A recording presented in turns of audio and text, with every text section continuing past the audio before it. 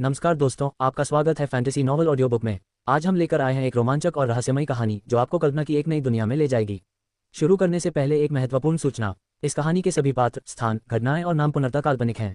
इनका किसी वास्तविक व्यक्ति, स्थान या घटना से कोई संबंध नहीं है। यदि कोई समानता पाई जाती है तो वह मात्र संयोग होगी। तो बिना किसी देरी के आइए शुरू करते हैं आज की शानदार कहानी। अध्याय 761, एक भेदी भाले का प्रहार। यह जब एम्ब्रीफेरस डिवाइन पैलेस के सामने खड़े योद्धाओं ने यह दृश्य देखा तो वे सभी भय से कांप गए। यह इस बात से प्रभावित नहीं था कि काले कवच वाले दानव देवता ने अपनी आभा का उपयोग करके युवान ओपनिंग क्षेत्र के एक विशेषज्ञ के आत्मा सागर को तितर बितर कर दिया, बल्कि इस बात से प्रभावित था कि यून इतनी सहजता से काले कवच वाले दानव देवता को आदेश दे सकता था मानो वह उसका युद्ध दास हो। अभी 10,000 साल से अधिक समय तक जीवित रहे एक महान व्यक्तित्व ने कांपते होठों से लड़खड़ाती आवाज में कहा।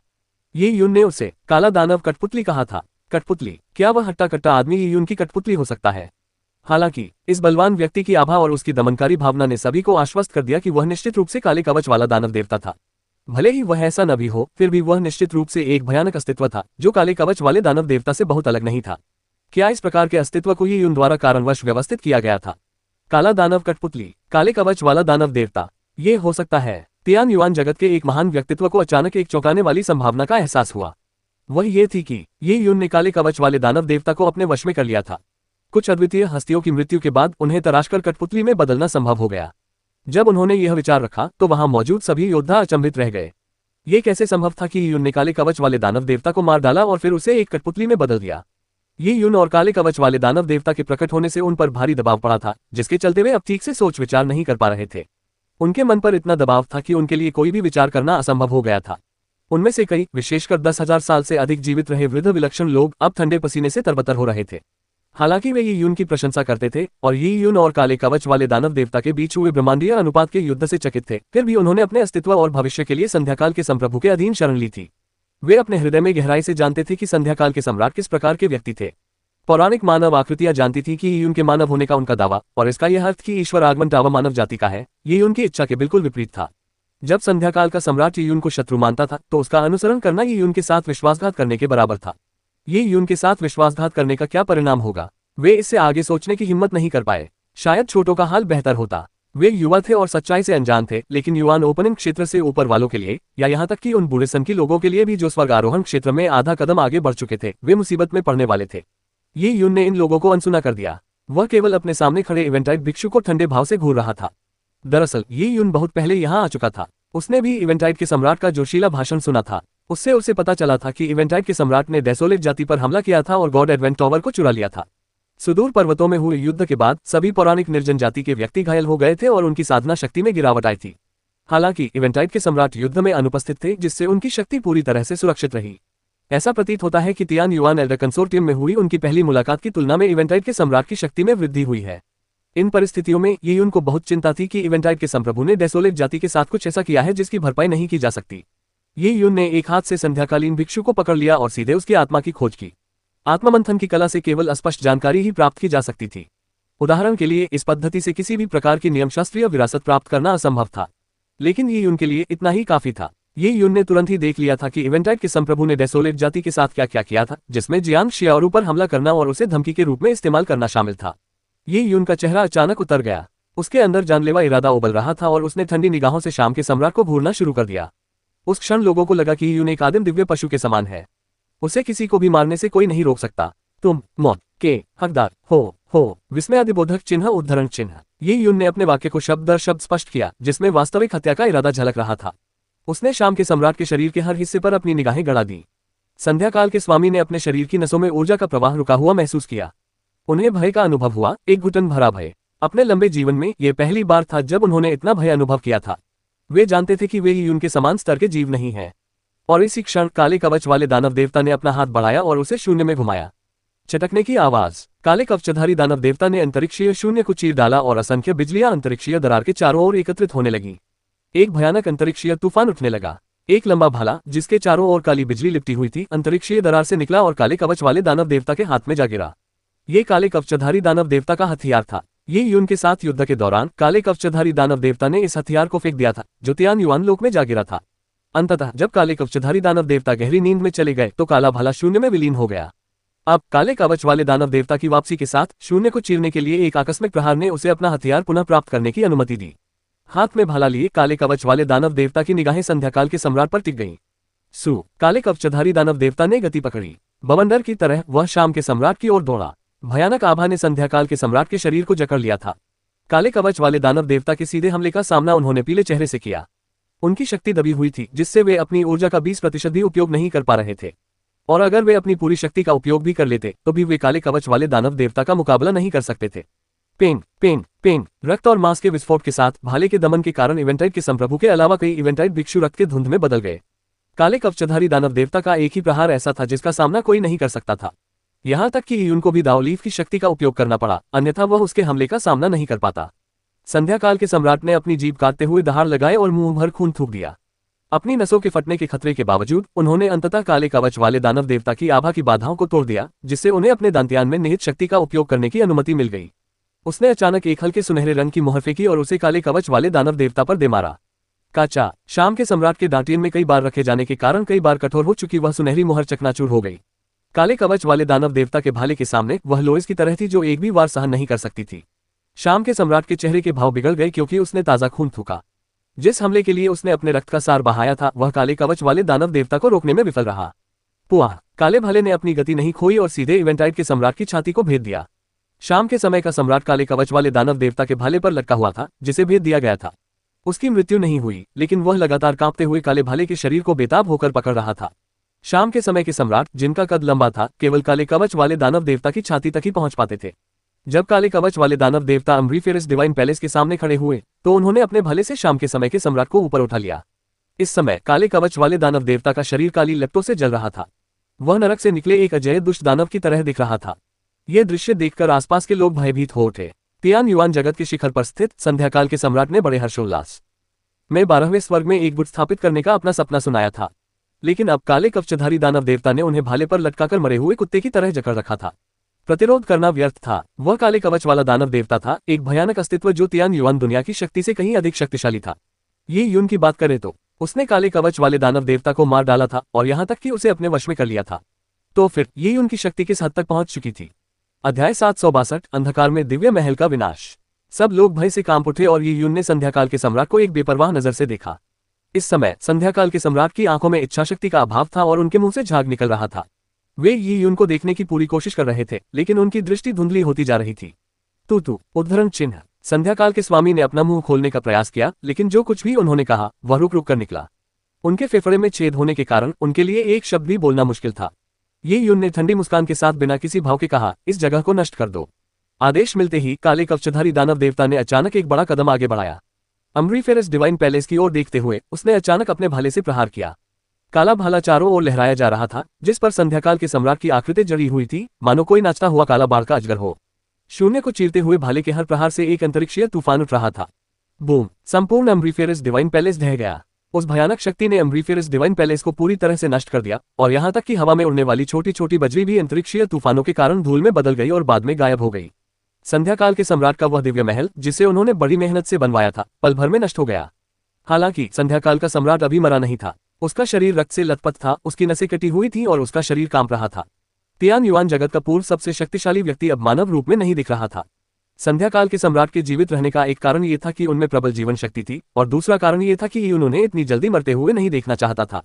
वह नीच इंसान था। जब उजाड़ जाति काले कवच वाले दानव देवता से जूझ रही थी और कई महान मानव हस्तियों ने महत्वपूर्ण बलिदान दिए थे, तब वह दुबका बैठा रहा। काले कवच वाले दानव देवता का प्रकोप कुछ समय के लिए टिलने पर ही वह फिर प्रकट हुआ। वह तियान युआन लोग के संसाधनों का उपयोग करके 12 स्वर्गों में भाग जाना चाहता था और घृणित तरीकों से उसने अंधकार ऊर्जा का प्रयोग करके जियांग शियाओरू की जान लेने की कोशिश की थी। ये यून को लगा कि ऐसे व्यक्ति को सीधे मार डालना बहुत ही घटिया बात होगी। इवेंटाइट के साथियों, उन सबको मार डालो। ये यून ने एक और आदेश दिया। शाम के भिक्षुओं के साथ साथ शाम के सम्राट के सीधे अधीनस्थों ने भी ये यून की घोषणा सुनकर अपने दिलों में ठंडक महसूस की। कुछ लोग विनती करना चाहते थे, जबकि अन्य भागने की कोशिश कर रहे थे। यहाँ तक कि कुछ ऐसे भी थे जो संघर्ष करना चाहते थे। हालांकि काले कवच वाले दानव देवता ने बहुत तेजी से गति पकड़ी। शाम के सम्राट के साथियों की प्रतिक्रिया करने से पहले ही काले कवच वाले दानव देवता से 100 से अधिक काले ऊर्जा के तीर निकले और सीधे उनकी आत्मा के सागर को भेद दिया। ऊर्जा के तीरों में काले कवचधारी दानव देवता की आध्यात्मिक शक्ति समाहित थी।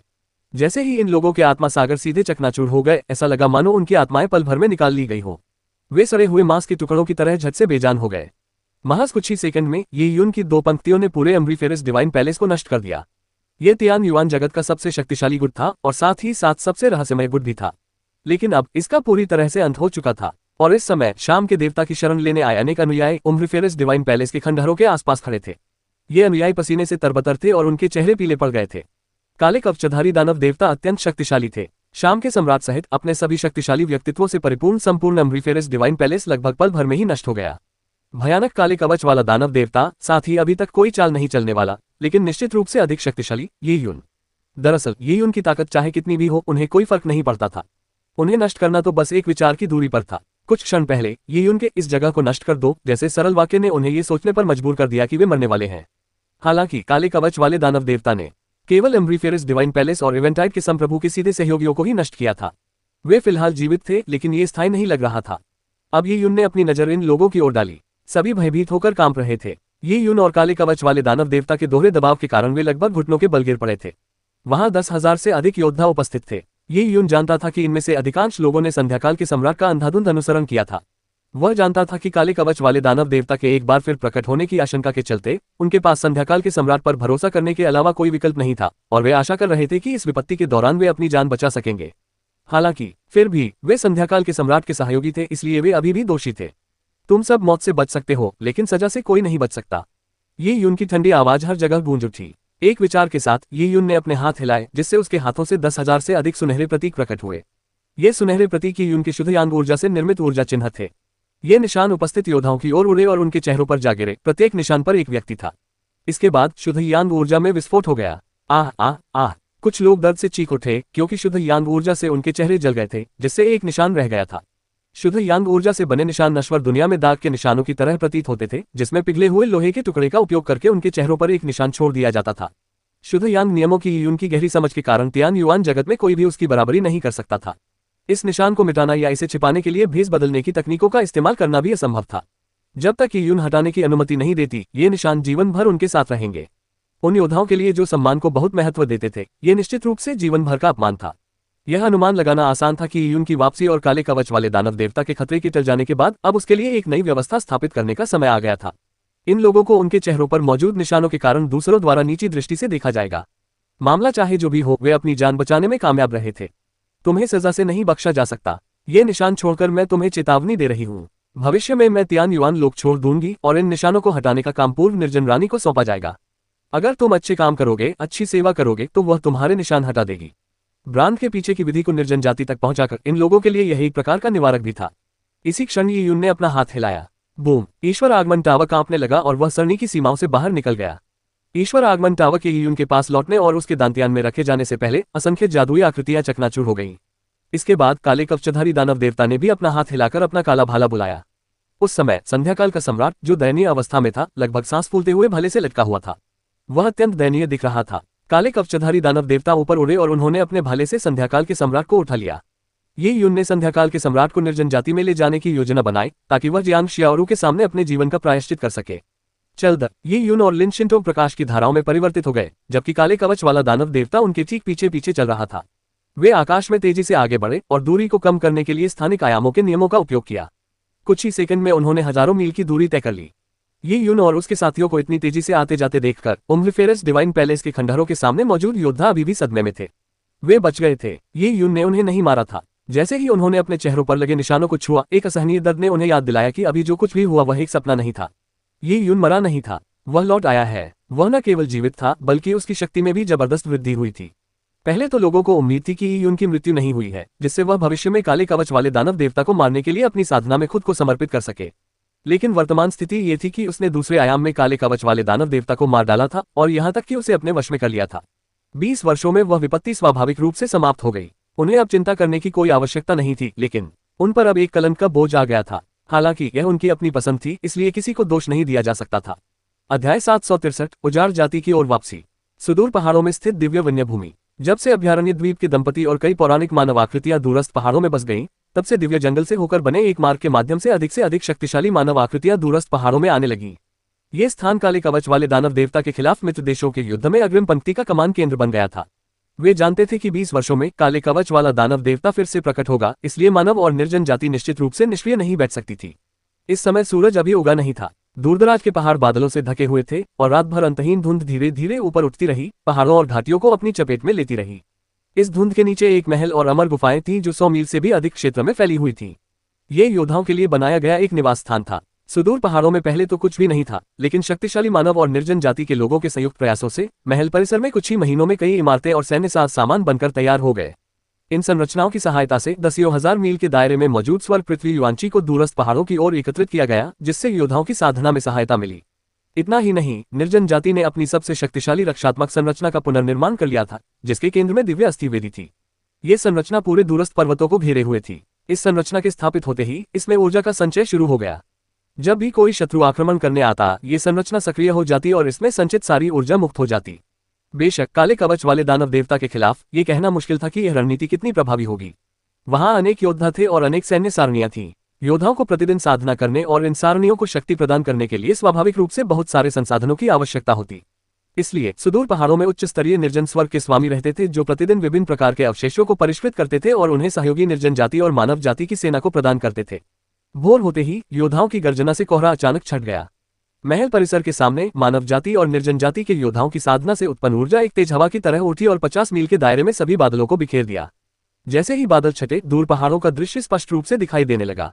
दिव्य वन्यभूमि की भूमि में 10,000 से अधिक ध्वज गाड़े गए थे। प्रत्येक ध्वज पर जादुई आकृतियां उकेरी गई थीं और जब तेज हवाएं उन्हें हिलाती थीं तो उनसे एक तेज फड़फड़ाने वाली ध्वनि उत्पन्न होती थी। कमजोरों के लिए बलवानों से लड़ने के लिए वे केवल अपनी पूरी ताकत जुटाने के लिए सैन्य संरचनाओं पर ही निर्भर रह सकते थे, एक ऐसी रणनीति जो उनकी संख्या का लाभ उठाती थी ताकि वे बलवानों का प्रतिरोध कर सकें। हाँ, घाटी में धरती को हिला देने वाली गर्जनाएं गूंज रही थी, क्योंकि मानव और निर्जन जाति के योद्धा अपने अपने सैन्य तंत्र पर भरोसा करते हुए एक तीव्र विरोधी युद्ध अभ्यास में लगे हुए थे। पल भर में ऊर्जा के तूफानों के अनियंत्रित रूप से उमड़ने के साथ ही हर तरह की दिव्य किरणें चमक उठीं। पूरे दूरस्थ पहाड़ कांपने लगे। इतने बड़े तंत्रों को सक्रिय करने में बहुत अधिक ऊर्जा और बड़ी मात्रा में अवशेषों का व्यय हुआ। लेकिन तियान युआन जगत और दिव्य वन्यभूमि के विनाश के सामने विभिन्न मानव जाति गुट और निर्जन जाति अब स्वार्थवश अपनी संपत्ति छिपा नहीं सकते थे। लाखों वर्षों में संचित सभी प्रकार के मूल्यवान संसाधनों को बिना किसी देरी के निकाल लिया गया और योद्धाओं को प्रदान कर दिया गया। कमजोर, बहुत कमजोर, तुम सब क्या कर रहे हो? 10 सरणियों ने पल भर में 10,000 से अधिक अवशेष जला दिए। देखो, तुम सबने अभी अभी जो हमला किया है उसकी युआंची क्षमता आधी से भी कम थी। नीले वस्त्रों में लिपटा एक युवक ऊपर हवा में मंडरा रहा था और नीचे चल रहे भीषण युद्ध को देख रहा था। वह युवक कोई और नहीं बल्कि शेपर्ड बॉय था, जो मानव और निर्जन जाति के योद्धाओं के दैनिक प्रशिक्षण का प्रभारी था। हाल के दिनों में शेपर्ड बॉय को मानव जाति के योद्धाओं के बीच भी अत्यधिक प्रतिष्ठा प्राप्त थी। हालांकि मानव जाति डेसोलेट जाति के प्रति मित्रवत नहीं थी, फिर भी वे बलवानों की प्रशंसा करते थे। अपनी प्रतिभा और अपार शक्ति से शेपर्ड बॉय ने मानव अभिजात वर्ग का सम्मान प्राप्त कर लिया था। इसी क्षण तैरते हुए चरवाहे लड़के को अचानक कुछ एहसास हुआ जब वह नीचे की ओर बढ़ते हुए एक पर्वत शिखर पर उतरा। पहाड़ की चोटी पर एक महल खड़ा था। इस समय महल के दरवाजों के सामने लाल वस्त्र पहने एक पीली पड़ी हुई लड़की खड़ी थी। वह जियांग शियाओरू थी। जब से इवेंटाइट के अंधकार के संप्रभु की ऊर्जा उसके आत्मा सागर में स्थापित हुई थी, तब से जियांग शियाओरू इस ऊर्जा द्वारा अपनी जीवन शक्ति के क्षरण को सहन कर रही थी। अपनी आत्मा के समुद्र के कटने का एहसास असहनीय था और फिर भी जियांग शियाओरू ने लगभग 1 साल तक इस दर्द को सहन किया था। पिछले 1 साल में जियांग शियाओरू ने हर तरह की यातनाएं झेली थी। अभयारण्य द्वीप का ये दंपत्ति इस अंधकार में ऊर्जा के आगे बेबस था और उन्हें शुरू में लगा था कि जियांग शियाओरू की जीवन शक्ति धीरे धीरे खत्म हो जाएगी, जिससे वह धीरे धीरे इतनी कमजोर हो जाएगी कि बिस्तर पर पड़ जाएगी। लेकिन अप्रत्याशित रूप से जियांग शियाओरू इससे बच निकलने में कामयाब रही।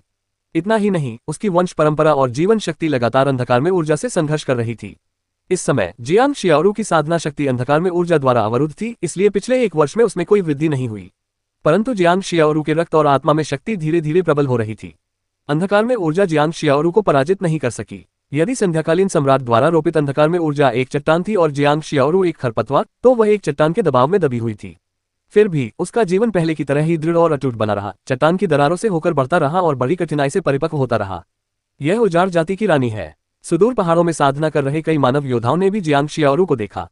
वे जियांग शियाओरू से बेहद प्रभावित थे। उन्होंने उसके शरीर में समाहित अंधकार चिन्ह के बारे में सुना था।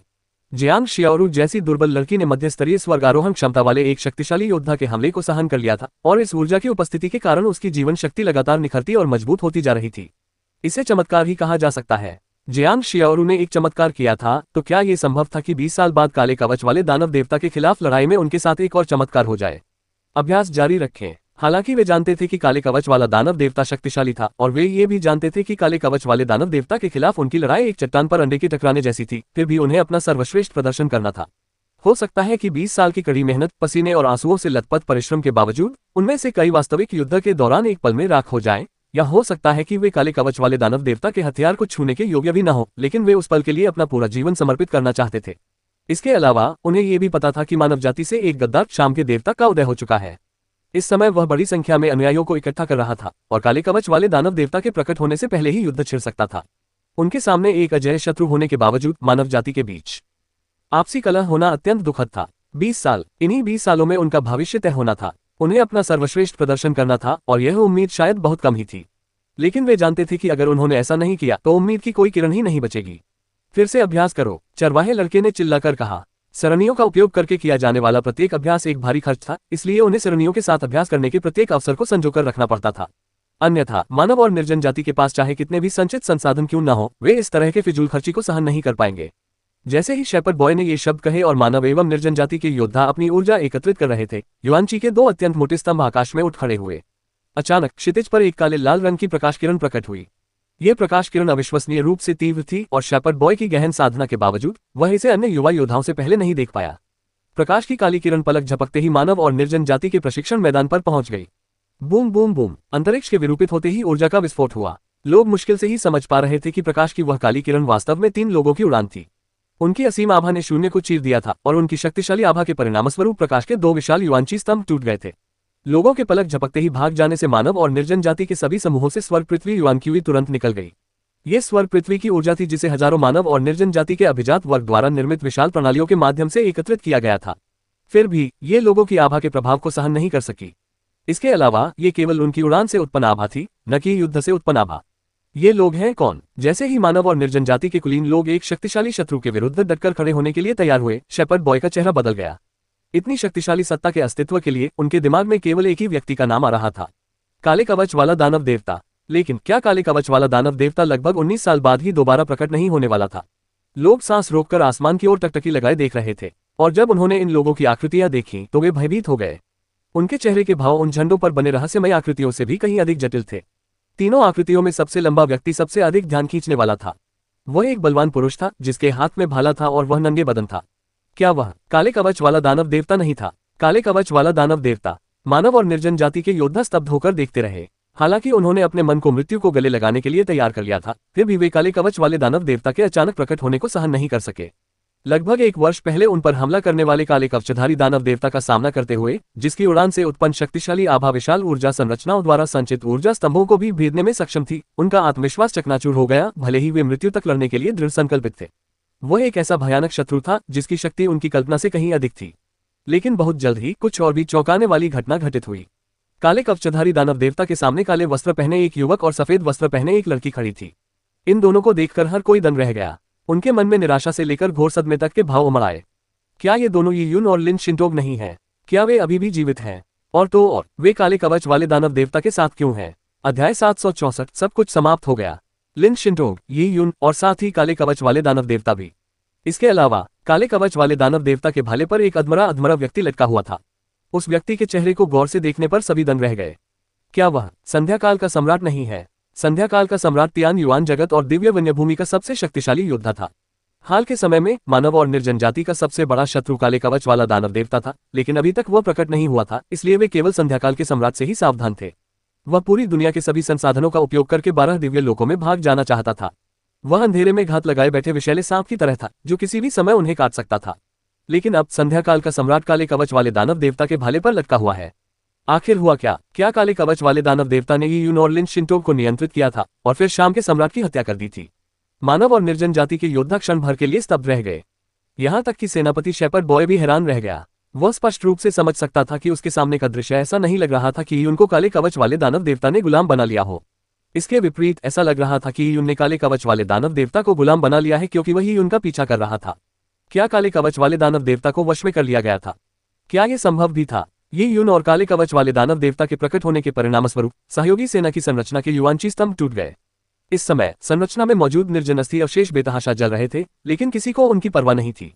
उफ उफ उफ। इस समय सुदूर पहाड़ों के सभी कोनों से 20 से अधिक प्रकाश की किरणें आकाश में फैल गईं। सेंचुअरी आइलैंड के दंपति, पूर्व डेसोलेट क्वीन, साथ ही पौराणिक मानव और डेसोलेट जाति के पात्र सभी हलचल में आ गए थे। जब काले कवच वाला दानव देवता भयानक दबाव और गति के साथ दूरस्थ पहाड़ों की ओर उड़ता हुआ आया, जिसने स्वर्ग पृथ्वी युआनक्यूई को पूरी तरह से सुखा दिया, तो वे अचानक हुए इस परिवर्तन को कैसे नहीं देख पाए होंगे। आकाश में 20 से अधिक मानव और निर्जन जाति के दिव्य राजा बिखरे हुए थे, जिनके बीच में काले वस्त्र पहने और तराशे हुए चेहरे वाले यून विराजमान थे। ऊपर से नीचे तक उनके चारों ओर एक राजसी और आक्रामक आभा व्याप्त थी, जिससे आसपास के लोगों में भय उत्पन्न हो रहा था। ये यून के बगल में बर्फ सफेद पोशाक में लिन शिंटोक थी, साथ ही काले कवच वाला दानव देवता भी था, जो अपने भले पर संध्या के सम्राट को लटकाए हुए था। शक्तिशाली लेकिन भयानक दानव देवता ये यून के प्रति अत्यंत सम्मानजनक प्रतीत हो रहा था। सेंचुरी आइलैंड के स्वामी महाराज, काफी समय हो गया। ये यून ने सहजता से अपनी मुट्ठियां जोड़कर उनका अभिवादन किया। अभयारण्य द्वीप के स्वामी ने अपना मुंह खोला, लेकिन उन्हें समझ नहीं आ रहा था कि क्या कहें। उसने काले कवच वाले दानव देवता की ओर इशारा करते हुए कहा, वह काले कवच वाला दानव देवता है। हाँ, ये यून ने सिर हिलाया और कहा, मुझे एक वैकल्पिक आयाम में कैद कर दिया गया था और मैं बिल्कुल हताश हो गया था। लेकिन अंतिम क्षण में संयोगवश मुझे स्थानिक आयाम के नियमों की कुछ जानकारी प्राप्त हुई, जिससे मैं स्थानिक अवरोध को तोड़ सका। फिर मैंने काले कवच वाले दानव देवता को मार डाला और उसके शरीर को एक काले दानव कठपुतली में रूपांतरित कर दिया। इन सब के बाद मैं दिव्य वन में लौट आया। शाम के स्वामी के बारे में मुझे पता चला है कि उसने पिछले वर्ष में पाप किए हैं, इसलिए मैंने उसे पकड़ लिया है और यहाँ लाया हूं ताकि वह अपने पापों के लिए पश्चाताप कर सके। ये यून ने घटना का जिक्र लापरवाही से किया, लेकिन जब उसकी बातें दूसरों के कानों तक पहुंची तो वे सब अचंभित रह गए। किसी वैकल्पिक आयाम में कैद होकर संयोगवश ही स्थानिक आयाम के नियमों के बारे में कुछ अंतर्दृष्टि प्राप्त करना, स्थानिक आयामों के नियम सीखना या उनमें महारत हासिल करना पहले से ही बेहद मुश्किल था। पूरे तियान युआन जगत में कुछ ही लोग ऐसा कर पाते थे। इसके अलावा ये यून को अतीत में स्थानिक आयामों के नियमों का कोई ज्ञान नहीं था, जिसके कारण वह दूसरे आयाम से बाहर नहीं निकल पाया। फिर भी दिव्य वन में लौटकर उसने स्वयं ही स्थानिक आयामों के नियमों के बारे में कुछ जानकारी प्राप्त कर ली थी। स्थानिक आयामों के नियमों को समझने का यह तरीका तो मानो बच्चों का खेल था। काले कवचधारी दानव देवता को मारना और उसके शरीर को काले दानव की कठपुतली में बदलना। यह देखकर पौराणिक मानव और निर्जन जाति के लोग और भी स्तब्ध रह गए। वे दिन रात काले कवचधारी दानव देवता के लिए अथक साधना कर रहे थे। वे पहले ही मृत्यु तक लड़ने के लिए दृढ़ संकल्पित थे, लेकिन ये यून की बात करें तो उसने काले कवचधारी दानव देवता को मार डाला था और उसे कठपुतली में बदल भी दिया था। अंत में इवेंटाइट के सम्राट को भाले पर लटकाना कोई बड़ी बात नहीं थी। ये यून के पास काले कवच वाले दानव देवता को मारने की शक्ति थी, तो 100 इवेंटाइट के सम्राटों को लटकाना उसके लिए कोई मुश्किल काम नहीं था। एक को लटकाना तो और भी मुश्किल। युवा स्वामी जी, आप सचमुच। अभयारण्य द्वीप के स्वामी ने कुछ कहने का प्रयास किया, लेकिन बीच में ही कई बार रुक गए। वे अपने मन में दबी भावनाओं को व्यक्त करने में पूरी तरह असमर्थ थे। हे प्रभु, अभयारण्य द्वीप आप ही शाम के संप्रभु हैं। जैसे ही ये यून ने ये कहा, काले कवच वाले दानव देवता ने अपना भाला चलाया और संध्याकाल के सम्राट ने दर्द भरी कराह निकाली। काले खून से लथपथ घाव एक बार फिर खुल गए और उसका शरीर भाले की नोक से दूर जा गिरा। शिशु की कलाई जितनी मोटी भाले से निकाले जाने पर असहनीय पीड़ा हुई। संध्याकाल के सम्राट ने खून थूका और उनके पीले चेहरे पर एक दुखद मुस्कान थी। ये यून ने उनके दांतियान को चकनाचूर कर दिया था और उनकी साधना शक्ति नष्ट हो गई थी। वे बस अपनी अंतिम सांसें गिन रहे थे। अब उसकी एकमात्र इच्छा मृत्यु थी, लेकिन ये यून ने जानबूझकर उसे जीवित छोड़ दिया। शाम का समय। अभयारण्य द्वीप के स्वामी ने आह भरी। एक पीढ़ी की इतनी महान हस्ती का इस तरह अंत होना उन्हें बेहद दुखद लगा। उसका इरादा संध्याकालीन सम्राट को शीघ्र मृत्यु देने का था, लेकिन जिस तरह से पूर्व निर्जन रानी ने संध्याकालीन सम्राट को घूरा, उससे स्पष्ट था कि उसके मन में अब भी घृणा की गहरी भावना थी। यद्यपि संध्याकाल के सम्राट का परिणाम इस समय इतना दयनीय था, फिर भी इससे पूर्व निर्जन रानी की उसके प्रति घृणा का अंत नहीं हुआ। जियांग शियाओरू लगभग उसकी वजह से अपनी जान गंवा बैठी थी। पूर्व निर्जन रानी ने अपना हाथ हिलाया, जिससे दर्जनों मुहरें शाम के सम्राट के शरीर में समाहित हो गईं। इन मुहरों ने संध्याकालीन सम्राट की जीवन शक्ति को दबा दिया, लेकिन साथ ही उन्होंने अस्थायी रूप से उनकी मृत्यु को भी रोक दिया। उसे काल कोठरी में डाल दो। पूर्व निर्जन रानी ने सीधे संध्याकाल के संप्रभु को नीचे की ओर फेंक दिया, और इसी क्षण यून ने भीड़ पर नजर डाली और उसने एक ऊंचे पहाड़ पर लाल वस्त्र पहने एक आकृति को खड़े देखा। यूनेर, एक तीखी आवाज गूंजी। एक चट्टान पर खड़ी जियांग शियाओरू ने आंसुओं से भरी आंखों से यून को देखा। ये यून 1 साल से लापता था और इस दौरान जियांग शियाओरू लगातार उसके बारे में चिंतित रहती थी। ये यून को एक वैकल्पिक आयाम में कैद कर दिया गया था, जहां उसके बचने की संभावना बहुत कम थी। यहां तक कि अभयारण्य द्वीप के दंपति, जिन्होंने कहा था कि ये यून अवश्य लौटेगा, वे भी मन ही मन अपनी बात पर यकीन नहीं करते थे। जियांग शियाओरू की बात करें तो वह अंधकार की ऊर्जा द्वारा अपनी जीवन शक्ति के क्षय को सहन कर रही थी, जबकि वही यून की वापसी की प्रतीक्षा कर रही थी। ऐसा लग रहा था मानो वह 10 साल से भी अधिक समय पहले के उस दौर में लौट आए हो, जब वे क्लाउड वाइल्डनेस में अपने आखिरी पल बिता रहे थे। ये यून जिनलॉन्ग वेई के चयन में भाग लेने के लिए ताओ कबीले में गया था। जियांग शियाओरू के पास पहाड़ों में गहराई में छिपने के अलावा कोई चारा नहीं था, क्योंकि उसे डर था कि लियान कबीला उसे ढूंढ लेगा। वह हर दिन पहाड़ों में बने एक पेड़ के घर में ही यून के लौटने का इंतजार करती रही।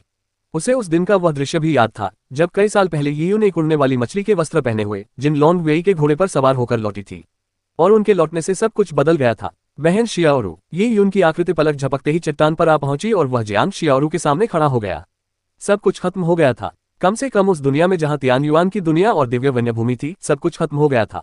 ये यून ने जियांग शियाओरू का हाथ थाम लिया। जैसे ही सूरज की किरणें दूर पहाड़ों पर पड़ी, उन्होंने जियांग शियाओरू की पीली त्वचा को नाचती हुई सुनहरी परियों की तरह चमका दिया। उसकी भौहों के बीचों बीच सिंदूर का वह छोटा सा हिस्सा सूरज की रोशनी में नहाया हुआ था और खिले हुए लालबेर जैसा लग रहा था। ये यून ने महसूस किया कि जियांग शियाओरू की जीवन शक्ति अंधकार की ऊर्जा से कमजोर नहीं हुई थी और उसे राहत मिली। बहन शियाओरू, मैं अंधकार ऊर्जा निकालने में आपकी मदद करूंगी। पर्पल क्रिस्टल ओरिजिन के साथ भले ही ये यून को अंधकार के नियमों का ज्ञान न हो, फिर भी उसके लिए ऐसा तुच्छ काम करना संभव था। हालांकि जियांग शियाओरू ने सिर हिलाते हुए धीरे से कहा, इसकी कोई जरूरत नहीं है, मैं इसे धीरे धीरे गायब कर दूंगी। अध्याय 765 महान हस्तियों का सम्मेलन। इसे गायब कर दो। ये यून क्षण भर के लिए आश्चर्यचकित हुआ, लेकिन तभी उसे एहसास हुआ कि यद्यपि जियांग शियाओरू के शरीर में छिपी हुई अंधकार ऊर्जा लगातार उसकी जीवन शक्ति को नष्ट कर रही थी, फिर भी जियांग शियाओरू की रक्तरेखा भी इस बाहरी शक्ति से उत्तेजित हो रही थी और धीरे धीरे जागृत हो रही थी। जियांग शियाओरू का वंश इतना शक्तिशाली था कि काले कवच वाले दानव देवता भी उस पर मोहित थे। हालांकि तियान युआन लोक में वंशानुगत गुणों की कमी के कारण जियांग शियाओरू का वंश कोई असाधारण प्रभाव उत्पन्न करने में विफल रहा। लेकिन अब इस अंधकार ऊर्जा के कारण जियांग शियाओरू की वंश परंपरा में चमत्कारिक प्रभावों का एक अंश विकसित होने लगा था। क्या ऐसी कोई चीज भी थी? ये यून को पहले जियांग शियाओरू की चिंता थी, लेकिन अब अंधकार ऊर्जा के उत्प्रेरक गुणों के कारण ये कहा जा सकता है कि यह जियांग शियाओरू के लिए एक छिपा हुआ आशीर्वाद था। ऐसी स्थिति में वास्तव में उसे कुछ भी करने की आवश्यकता नहीं थी। यदि वह जियांग शियाओरू को अपनी शक्ति का उपयोग करके धीरे धीरे अंधकार को निगलने देता तो यह उसके लिए एक अवसर हो सकता था।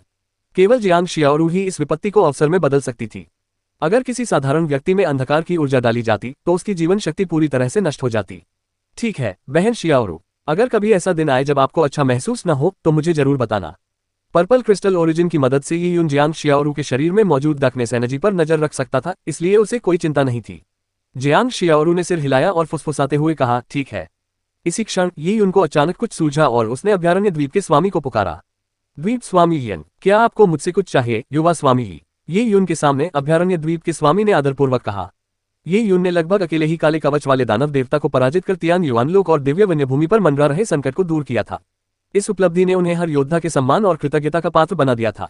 मैं तियान युआन जगत और दिव्य वन्यभूमि के सभी महान व्यक्तित्वों को एक सम्मेलन के लिए आमंत्रित करना चाहता हूँ। सम्मेलन का स्थान यहाँ सुदूर पर्वतों में होगा। मैं द्वीप स्वामी यंग से सबको सूचित करने का आग्रह करूंगा। कई साल पहले जब ब्लड मून को इवेंटाइट के संप्रभु द्वारा नष्ट कर दिया गया था, तब उन्होंने ग्रेटेस्ट वॉर्ड माउंटेन में एक सम्मेलन आयोजित किया था और तियान युआन दुनिया में एक नई व्यवस्था स्थापित करने के प्रयास में तियान युआन एल्डर कंसोर्टियम की स्थापना की थी। अब ये यून सुदूर पहाड़ों में एक सम्मेलन आयोजित कर रहा था और यह सम्मेलन केवल पौराणिक मानव हस्तियों तक ही सीमित नहीं होगा, बल्कि पौराणिक निर्जन जाति की हस्तियां भी इसमें भाग लेंगी। मानव और निर्जन जाति दोनों के ही महान व्यक्तित्वों का ऐसी बैठक में उपस्थित होना अभूतपूर्व था।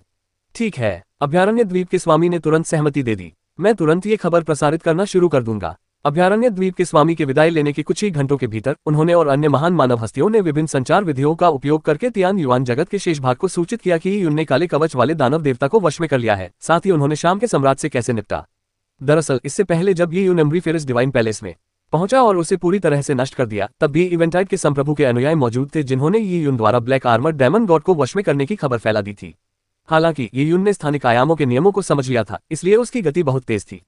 तियान युआन लोक से दूरस्थ पहाड़ों तक उड़ने में उसे बहुत कम समय लगा। इसी वजह से यह खबर अभी तक फैली नहीं थी। अब दोनों पक्षों द्वारा खबर फैलाई जा रही थी। एक गुट 10 लोगों तक खबर पहुंचा रहा था और 10 गुट 100 लोगों तक। देखते ही देखते पूरा तियान युआन जगत हिल गया। काले कवच वाला दानव देवता मर चुका था। संध्याकाल का संप्रभु जो 12 स्वर्गिक लोकों में भाग जाना चाहता था और जिसने कलह उत्पन्न की थी, मारा गया। संध्याकाल का सम्राट कुछ खास नहीं था, लेकिन काले कवच वाला दानव देवता उनके सिर पर लटकती तलवार की तरह था। 20 वर्षों में मिलने वाली मौत की सजा का मतलब था मृत्यु का एक ही मार्ग, लेकिन अब ये यून ने इसे चकनाचूर कर दिया था। इतना ही नहीं, ये यून काले कवच वाले दानव देवता को भी नियंत्रित कर रहा था। यह मानो उस छुरी को वश में करके खुद इस्तेमाल करने के बराबर था। ये यून की ताकत ने उसे इस दुनिया का सबसे ताकतवर इंसान बना दिया था। यहाँ तक कि स्वर्गारोहण स्तर के विशेषज्ञ भी ये यून का मुकाबला नहीं कर सकते थे। अब ये यून ने काले कवच वाले दानव देवता पर भी नियंत्रण प्राप्त कर लिया था। ये काले कवच वाला दानव देवता कठपुतली शायद ये यून से भी अधिक शक्तिशाली हो।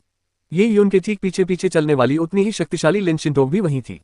ये यून की इच्छा ही लिन शिंटोग की इच्छा थी। लिन शिंटोग की शक्ति पर संदेह करने की कोई आवश्यकता नहीं थी। और वहां निर्जन जाति की निर्जन रानी जियांग शियाओरू थी, वही ये यून की बड़ी बहन थी और निर्जन जाति दिशा निर्देश के लिए ये यून की ओर देखती थी। इन सभी संबंधों के स्तरों ने ये यून को इस दुनिया का निरंकुश शासक बना दिया। हाथ हिलाते ही बादल प्रकट हो जाते थे, हाथ रखते ही बारिश होने लगती थी। चाहे वह कोई भी गुट हो, ये यून के एक साधारण से शब्द से ही वह पल भर में नष्ट हो जाता था। इसके लिए ये यून को स्वयं उपस्थित होने की भी आवश्यकता नहीं थी। इस प्रकार वे बड़े गुट जिनका पहले ये यून के साथ द्वेष था, जैसे कि शेंतु परिवार, ली फायर सेक्ट और टोटेम मिस्टिक क्लैन, सभी भय से कांप रहे थे। लेकिन अब ये यून ने सुदूर पहाड़ों में तियान युआन जगत और निर्जन जाति के महानतम व्यक्तियों की सभा बुलाई थी। उन्होंने अनुरोध किया था कि पूर्ण युवान ओपनिंग स्तर, अर्ध स्वर्ग आरोहण और यहाँ तक कि स्वर्ग आरोहण स्तर के सभी योद्धा इसमें भाग ले। ऐसे सम्मेलन में न आने की हिम्मत कौन करेगा। काले कवच वाले दानव देवता को पराजित करने के बाद ये यून इस दुनिया का सम्राट बन चुका था। करोड़ों साल पहले की प्राचीन महान महारानी की तुलना में वह किसी भी तरह से कमतर नहीं था। इसके अलावा ये यून अभी बेहद छोटा था। भविष्य में उसे किस तरह की उपलब्धियां मिलेंगी, यह अकल्पनीय था। इसमें कोई शक नहीं था कि 10 साल से भी कम समय में वह अपने क्षेत्र में एक बड़ी सफलता हासिल कर लेगा। और फिर अगर वह पूरे तियान युआन जगत को नष्ट करना भी चाहे तो शायद यह मुश्किल नहीं होगा। एक गुट को नष्ट करना तो दूर की बात है। ऐसे में ली फायर सेक्ट और शेनतू परिवार के शेष दिग्गज व्यक्तियों को ऐसा लगा मानो सुदूर पहाड़ों में आयोजित दिग्गज व्यक्तियों का सम्मेलन किसी कत्लेगाह जैसा हो। फिर भी वे तुरंत सुदूर पहाड़ों की ओर दौड़े और उन्होंने जरा भी देरी करने की हिम्मत नहीं की। इन कुछ गुटों को नजरअंदाज करते हुए, यहाँ तक कि वे गुट भी, जिनका ही उनसे कोई द्वेष नहीं था, बेचैनी महसूस कर रहे थे। 1 महीने बाद सुदूर पहाड़। काले कवच वाले दानव देवता के विनाश के बाद तियान युआन जगत और दिव्य वन्य क्षेत्र के कई पौराणिक व्यक्ति मारे गए। खासकर तियान युआन जगत में तो आधे से भी कम बचे थे।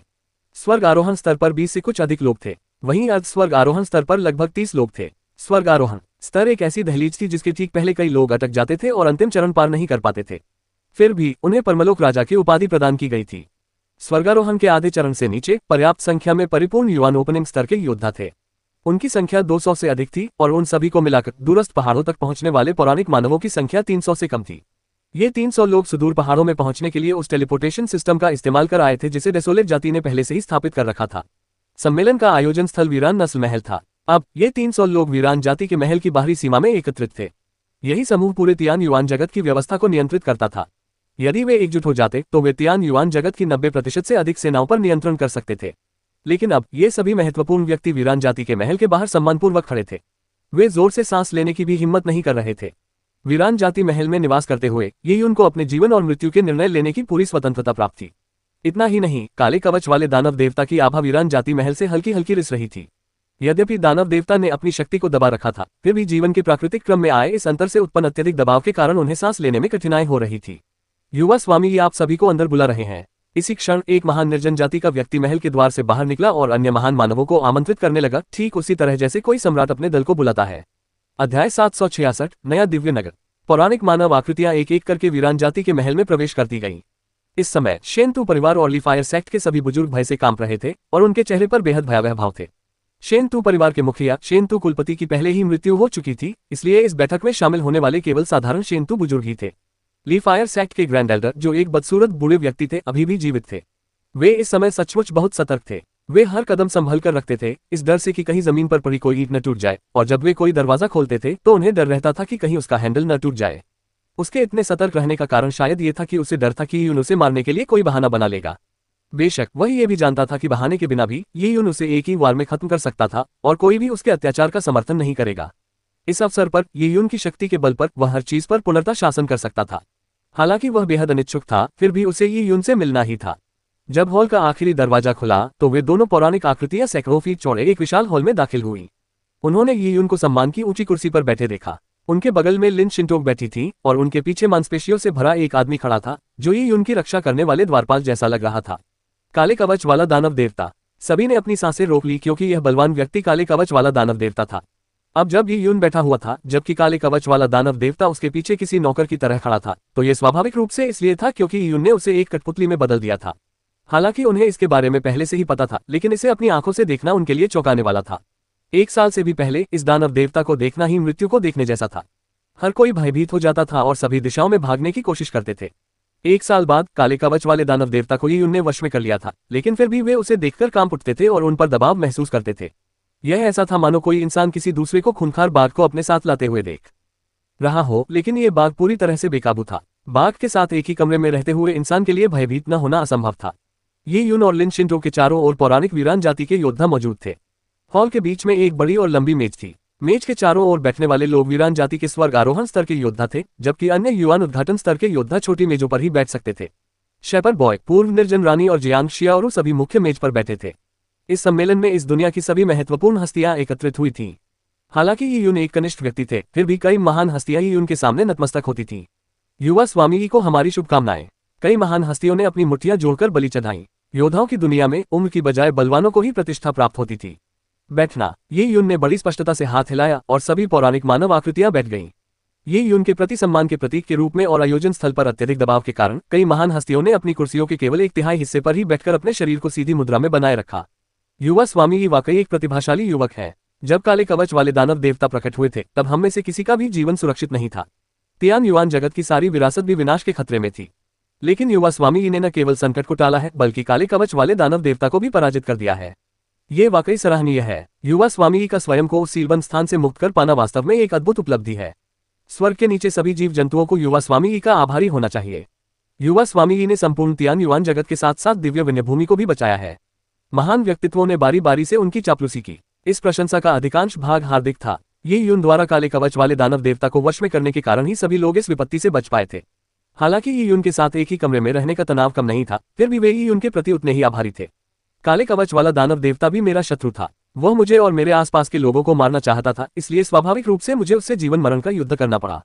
मुझे धन्यवाद देने की कोई आवश्यकता नहीं है, ये यून ने शांत स्वर में कहा। आज मैंने आप सभी को यहाँ कुछ मामलों पर चर्चा करने के लिए बुलाया है। उद्धरण चिन्ह। कृपया बोलिए युवा स्वामी जी।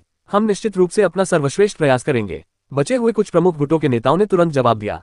ये यून की वर्तमान स्थिति को देखते हुए क्या उनके आदेश पर चर्चा करने की कोई आवश्यकता थी? ये तो मानव स्वर्ग से आया एक पवित्र फरमान था। भला कौन इसका उल्लंघन करने की हिम्मत करेगा? ये यून ने कहा। मानव जाति और निर्जन जाति लाखों वर्षों से युद्ध में लगी हुई है। मैं इसे और आगे जारी नहीं रखना चाहता। इस मामले में मैंने निर्जन जाति से पहले ही बात कर ली है और मुझे निर्जन रानी की सहमति प्राप्त हो गई है। मैं दिव्य वन्यभूमि की सीमाओं पर एक दिव्य नगर बनाने की योजना बना रहा हूँ। मैं इस नगर में अपनी विरासत छोड़ूंगा। चाहे वे मानव जाति के युवा अभिजात वर्ग हो या निर्जन जाति के, वे प्रशिक्षण के लिए इस दिव्य नगर में प्रवेश कर सकते हैं। उत्कृष्ट परिणाम प्राप्त करने वालों को संसाधनों के रूप में पुरस्कार मिलेंगे। यदि आप अपनी भावी पीढ़ियों का पोषण करना चाहते हैं तो आप अपने कुलों या गुटों के युवा प्रतिभावानों को इस दिव्य नगर में भेज सकते हैं। बेशक भावी पीढ़ियों के लिए पुरस्कार के रूप में दिव्य नगर के खजाने में आप सभी को योगदान देना होगा। ये यून जिस दिव्य नगर की स्थापना करना चाहता था वह पूर्व के ताया दिव्य नगर की हुबहू प्रतिकृति थी। जाहिर है ताया दिव्य नगर की तुलना में यह नया दिव्य नगर कई सौ गुना अधिक शक्तिशाली होगा। चाहे संसाधन हो, पुरस्कार हो, विरासत हो या गुरु, ये ऐसी चीजें थी जिनकी बराबरी ताया दिव्य नगर बिल्कुल नहीं कर सकता था। ये यून ने वर्षों से एकत्रित की गई अपनी विरासत को प्रस्तुत करने की योजना बनाई थी। इसमें से अधिकांश वस्तुएं गॉड एडवेंट टॉवर के संग्रह से थीं और उनमें से अधिकतर 12 एम्पायरियन हेवंस से आई थीं। बेशक महान महारानी हृदय सूत्र या नीले यान स्वामी की तलवारबाजी तकनीकों जैसी मूल विरासतें ये यून आगे नहीं सौंपेंगे। उन्होंने केवल वही विरासत छोड़ी जो उनके लिए कम महत्व की थी। उन्हें सीखने का प्रभाव बहुत कम था और समय की बर्बादी थी। हालांकि ये विरासतें तियान युआन दुनिया की मूल विरासत से कहीं बेहतर थीं। अवशेषों, गोलियों, हथियारों जैसे पुरस्कारों के बारे में ये उनकी ऐसी कोई योजना नहीं थी। ये पुरस्कार तियान युआन जगत के बड़े गुटों द्वारा प्रदान किए जाने थे। इस प्रस्ताव को सामने रखने के बाद कौन सा गुट इसे पूरा करने के लिए अपनी जान तक गंवाने से पीछे नहीं हटेगा। अगर ये यून असंतुष्ट रहा तो उनके गुटों का अंत भी हो सकता है। इसके अलावा इस दिव्य नगरी के माध्यम से इस दुनिया में प्रतिभाशाली लोगों का विकास हो सकता था और दूसरी बात, इसने मानव और निर्जन जाति के अभिजात वर्ग को इस नगरी में साधना करने का अवसर प्रदान किया। वे आपस में घुल मिल सकते थे और अब आग और पानी के आपस में न मिलने जैसी स्थिति नहीं रहती थी। विभिन्न बड़े गुटों के प्रमुखों ने अपना पूर्ण समर्थन व्यक्त किया। उनके हावभाव से ऐसा प्रतीत हो रहा था मानो वे लोग इसी क्षण दिव्य वन्यभूमि की सीमा पर जाकर शहर का निर्माण करना चाहते हो। ये यून ने सिर हिलाया और फिर कहा, एक दूसरी बात भी है। जब ये यून बोल रहा था तो उसकी निगाहें अनायास ही शेंतू परिवार के कबीले और ली फायर सेक्ट के बुजुर्गों पर घूम गईं। इसे एक झलक से ही बुजुर्गों का चेहरा पीला पड़ गया और उनके दिल की धड़कनें थम सी गईं। उन्हें ऐसा लग रहा था जैसे वे कांटों पर बैठे हों। उन्हें ऐसा महसूस हो रहा था जैसे ये यून की निगाहें किसी देवता की दंड देने वाली तलवार की तरह उन्हें भेद रही हों। वे बस यही चाहते थे कि काश वे पत्थर या कुत्ते की लीद का ढेर बन जाते। कम से कम उस हालत में तो ये यून उन पर ध्यान नहीं देते। शेंतू परिवार वंश, ली अग्नि संप्रदाय, टोटेम मिस्टिक वंश। ये यून ने ये कहते हुए कुछ देर रुककर संबंधित बुजुर्गों की ओर देखा। इन गुटों के वरिष्ठों का चेहरा पीला पड़ गया। जो होना था वही हुआ। उन्होंने सपने में भी नहीं सोचा था कि यून, जिसे उन्होंने 10 साल पहले बुरी तरह अपमानित किया था, इतनी तेजी से विकसित हो जाएगा। पलक झपकते ही वह उस मुकाम पर पहुंच गया जहां वह उनके जीवन और मृत्यु पर राज करता था। ये यून कुछ नहीं बोला, बस लोगों के इस समूह को देखता रहा। बुजुर्गों का समूह बुरी तरह पसीना बहा रहा था। उन्हें नहीं पता था कि यून उन्हें कैसे निपटाना चाहता है और इस समय हर पल एक साल जैसा लग रहा था। अध्याय 767, शेंतू परिवार वंश का परिणाम। युवा स्वामी यी। डरपोक शेंतू परिवार के मुखिया लगभग अपनी कुर्सी से लुढ़क गए। शेंतू परिवार ने ये यून के साथ जो किया था उसे देखते हुए अगर ये यून उन्हें पूरी तरह से मिटाने का फैसला कर ले तो कोई आश्चर्य नहीं होगा। ये यून ने बोलने वाले शेंतू एल्डर को ठंडी निगाहों से देखा। वह कभी भी किसी के घावों पर दया नहीं दिखाता था। इन गुटों ने उसे तब और भी बुरी तरह पीटा था जब वह पहले से ही मुश्किल में था। शेंतू परिवार और ली फायर सेक्ट ने तो सबसे बुरा बर्ताव किया था। बेशक ये यून काफी ताकतवर था, इसलिए उसे कोई बड़ा नुकसान नहीं हुआ। लेकिन अगर वह इतना ताकतवर न होता तो क्या होता? तब तो उसका अंजाम निश्चित रूप से दुखद होता। इसके अलावा ये यून 12वें स्वर्ग की ओर जाना चाहता था, इसलिए वह तियान युआन दुनिया में अपने प्रति द्वेष रखने वाले किसी भी गुट को नहीं देखना चाहता था। भले ही वे लोग उसके लिए पूरी तरह से महत्वहीन हो, ये यून ये भी सुनिश्चित करना चाहता था कि भविष्य में वे किसी भी तरह की हलचल पैदा न कर सके। आज से अपने परिवार, गोत्र और संप्रदायों को भंग कर दो। ये सुनकर सभी दिग्गज हस्तियों के मुंह खुले रह गए। एक साधारण से वाक्य ने तियान युआन के 5 शीर्ष गुटों को भंग कर दिया। अगर यह वाक्य सामान्य समय में और किसी अन्य व्यक्ति द्वारा कहा जाता तो यह एक मजाक होता। संध्याकालीन सम्राट ऐसा नहीं कर सकते थे। यहाँ तक कि अगर संध्याकालीन सम्राट ने अभयारण्य द्वीप के दंपति के साथ मिलकर भी यह कहा होता तो भी कोई उनकी बात पर ध्यान नहीं देता। हालांकि ये यून ने यह कह दिया था। एक ही झटके में उसने 5 शीर्ष श्रेणी के गुटों को भंग कर दिया, लेकिन किसी ने भी उसके शब्दों को मजाक समझने की हिम्मत नहीं की। 5 गुटों को भंग करने की बात कहने की कोई जरूरत नहीं थी। अगर वह सचमुच उन सबको मिटाना चाहता तो उसे हाथ हिलाने की भी जरूरत नहीं थी। इन गुटों में सबसे प्राचीन टोटेम मिस्टिक रेस लाखों वर्षों से अस्तित्व में थी, लेकिन अब ये गुट संभवतः तियान युआन जगत में इतिहास का हिस्सा बनने जा रहा था। युवा स्वामी यी ली अग्नि संप्रदाय के एक वरिष्ठ की आवाज कांप रही थी। ये यून के एक साधारण शब्द से ही उनका संप्रदाय अस्तित्वहीन हो जाता। ये बहुत कष्टदायक था। क्या आप इससे सहमत नहीं हैं? ये यून बोलते हुए ली फायर सैक्ट के एल्डर को ठंडी निगाहों से देख रहा था। उसकी यह एक नजर ही ली फायर सैक्ट के एल्डर को कपकपा देने के लिए काफी थी। उसे पूरा यकीन था कि यून के बारे में एक विचार ही उसे राख में बदल देने के लिए काफी था।